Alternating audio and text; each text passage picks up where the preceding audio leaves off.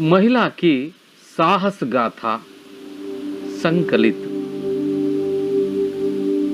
इस लेख द्वारा छात्र यह जानकारी प्राप्त कर सकते हैं कि महिलाएं भी साहस प्रदर्शन में पुरुषों से कुछ कम नहीं है। बिचेंद्र पाल इस विचार का एक निदर्शन है। ऐसी महिलाओं से प्रेरणा पाकर छात्र साहसी भाव अपना सकते हैं। पहली महिला एवरेस्ट विजेता बिचेंद्र पाल को एवरेस्ट की चोटी पर चढ़ने वाली पहली भारतीय महिला होने का गौरव प्राप्त है। बिचेंद्र का जन्म एक साधारण भारतीय परिवार में हुआ था। पिता किशनपाल सिंह और मां हंसा देई नेगी की 5 संतानों में बिचेंद्री तीसरी संतान है। बिचेंद्री के बड़े भाई को पहाड़ों पर जाना अच्छा लगता था। भाई को देखकर उन्होंने निश्चय कर लिया कि वे भी वही करेगी जो उनका भाई करते हैं। वे किसी से पीछे नहीं रहेगी, उनसे बेहतर करके दिखलाएगी। इसी जब्जे से उन्होंने पर्वतारोहण का प्रशिक्षण लेना शुरू कर दिया। बिचेंद्री को बचपन में रोज 5 किलोमीटर पैदल चलकर स्कूल जाना पड़ता था। बाद में पर्वतारोहण प्रशिक्षण के दौरान उनका कठोर परिश्रम बहुत काम आया। सिलाई का काम सीख लिया और सिलाई करके पढ़ाई का खर्च जुटाने लगी। इस तरह उन्होंने संस्कृत में एमए तथा बीएड तक की शिक्षा प्राप्त की। पढ़ाई के साथ साथ बिचेंद्री ने पहाड़ पर चढ़ने के अपने लक्ष्य को भी हमेशा अपने सामने रखा। इसी दौरान बिचेंद्री ने काला नाग पर्वत की चढ़ाई की। सन 1982 में उन्होंने गंगोत्री ग्लेशियर 672 मीटर तथा रूड गेरो 5819 मीटर की चढ़ाई की, जिससे उनमें आत्मविश्वास और बढ़ा। अगस्त 1983 में जब दिल्ली में हिमालय पर्वतारोहियों का सम्मेलन हुआ, तब वे पहली बार तेनजिंग नोर्गे एवरेस्ट पर चढ़ने वाले पहले पुरुष तथा जुंके ताबी एवरेस्ट पर चढ़ने वाली पहली महिला से मिली। तब उन्होंने संकल्प लिया कि वे भी उनकी तरह एवरेस्ट पर पहुंचेगी और वह दिन भी आया जब 23 मई 1984 को एवरेस्ट पहुंचकर भारत का झंडा फहरा दिया। उस समय उनके साथ पर्वतारोही अंग दोरजी भी थे। भारत की इस महिला द्वारा लिखित यह इति वृत्तांत बहुत प्रेरणादायक तथा रोचक है। इसमें उन्होंने इस बात का वर्णन किया है कि वे एवरेस्ट के शिखर पर कैसे पहुंची। कर्नल खुल्लर ने साउथ कोल तक की चढ़ाई के लिए 3 शिखर दलों के 2 समूह बना दिए। मैं सुबह 4 बजे उठ गई, बर्फ पिघलाई और चाय बनाई। कुछ बिस्कुट और आधी चॉकलेट का हल्का नाश्ता करने के पश्चात मैं लगभग 5:30 बजे अपने तंबू से निकल पड़ी। अंग दोरजी ने मुझसे पूछा क्या मैं उनके साथ चलना चाहूंगी। मुझे उन पर विश्वास था।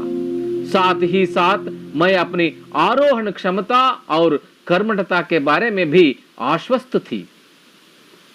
सुबह 6:20 पर जब अंग दोरजी और मैं साउथ कोल से बाहर निकले तो दिन ऊपर चढ़ आया था। हल्की हल्की हवा चल रही थी और ठंड बहुत अधिक थी। हमने बगैर रस्सी के ही चढ़ाई की। अंग दोरजी एक निश्चित गति से ऊपर चढ़ते गए। मुझे भी उनके साथ चलने में कोई कठिनाई नहीं हुई। जमी हुई बर्फ की सीधी व ढलाऊ चट्टानें इतनी सख्त और भुरभुरी थी मानो शीशे की चादर बिछी हो। हमें बर्फ काटने के लिए फावड़े का इस्तेमाल करना पड़ा। 2 घंटे से कम समय में ही हम शिखर कैंप पर पहुंच गए। अंग दोरजी ने पीछे मुड़कर पूछा, क्या तुम थक गई हो?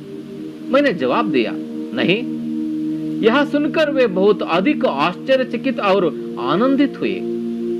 थोड़ी चाय पीने के बाद हमने पुनः चढ़ाई शुरू कर दी। लाटू एक नायलॉन की रस्सी लाया था, इसलिए अंग दोरजी और मैं रस्सी के सहारे चढ़े, जबकि लाटू एक हाथ से रस्सी पकड़े हुए बीच में चला। तभी लाटू ने गौर किया कि मैं इन ऊंचाइयों के लिए आवश्यक 4 लीटर ऑक्सीजन की अपेक्षा लगभग 2.5 लीटर ऑक्सीजन प्रति मिनट की दर से लेकर चढ़ रही थी। मेरे रेगुलेटर पर जैसे ही उसने ऑक्सीजन की आपूर्ति बढ़ाई, मुझे कठिन चढ़ाई आसान लगने लगी। दक्षिणी शिखर के ऊपर हवा की गति बढ़ गई थी। उस ऊंचाई पर तेज हवा के झोंके भुरभुरे बर्फ के कणों को चारों तरफ उड़ा रहे थे, जिससे कुछ दिखाई नहीं दे रहा था। मैंने देखा कि थोड़ी दूर तक कोई ऊंची चढ़ाई नहीं है। ढलान एकदम सीधी नीचे चली गई है। मेरी सांस मानो एकदम रुक गई थी। मुझे लगा कि सफलता बहुत नजदीक है। 23 मई 1984 के दिन दोपहर के 1:07 पर मैं एवरेस्ट की चोटी पर चढ़ी थी। एवरेस्ट की चोटी पर पहुंचने वाली मैं प्रथम भारतीय महिला थी। एवरेस्ट की चोटी पर इतनी जगह नहीं थी कि 2 व्यक्ति साथ साथ खड़े हो सके। चारों तरफ हजारों मीटर लंबी सीधी ढलान को देखते हुए हमारे सामने मुख्य प्रश्न सुरक्षा का था। हमने फावड़े से पहले बर्फ की खुदाई कर अपने आप को सुरक्षित रूप से स्थिर किया। इसके बाद मैं अपने घुटनों के बल बैठी। बर्फ पर अपने माथे को लगाकर मैंने सागर माते के ताज का चुंबन किया। बिना उठे ही मैंने अपने थैले से हनुमान चालीसा और दुर्गा मां का चित्र निकाला। मैंने उन्हें अपने साथ लाए लाल कपड़े में लपेटा और छोटी सी पूजा करके इनको बर्फ में दबा दिया। उठकर मैं अपने रज्जू नेता अंग दोरजी के प्रति आदर भाव से झुकी। उन्होंने मुझे गले लगाया। कुछ देर बाद सोनम पुलजर पहुंचे और उन्होंने फोटो लिए। इस समय तक लाटू ने हमारे नेता को एवरेस्ट पर पहुंचने की सूचना दे दी थी। तब मेरे हाथ में वॉकी टॉकी दिया गया। कर्नल खुल्लर ने मुझे बधाई दी और बोले, देश को तुम पर गर्व है। हमने शिखर पर 43 मिनट व्यतीत किए और अपनी वापसी यात्रा 1:55 पर आरंभ की। अंग दोरजी और मैं साउथ कोल पर सायं 5 बजे तक पहुंच गए। सब ने साउथ कोल से शिखर तक और वापस साउथ कोल तक की यात्रा चोटी पर रुकने सहित पूरे 10 घंटे 40 मिनट के अंदर पूरी करने पर बधाई दी।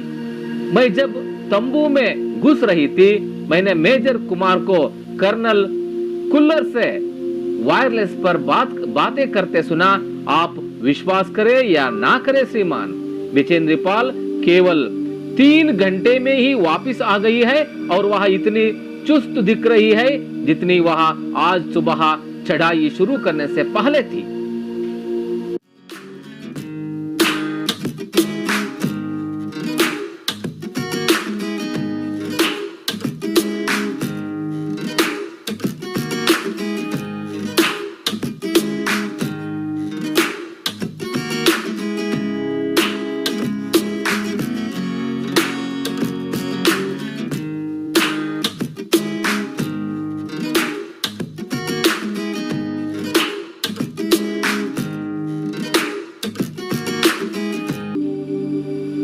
मुझे पर्वतारोहण में श्रेष्ठता के लिए भारतीय पर्वतारोहण संघ का प्रतिष्ठित स्वर्ण पदक तथा अन्य अनेक सम्मान और पुरस्कार प्रदान किए गए।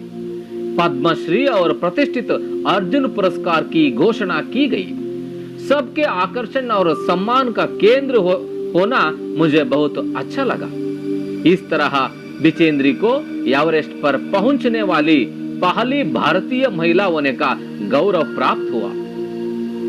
बिचेंद्री पाल द्वारा लिखित एवरेस्ट मेरी शिखर यात्रा पर आधारित।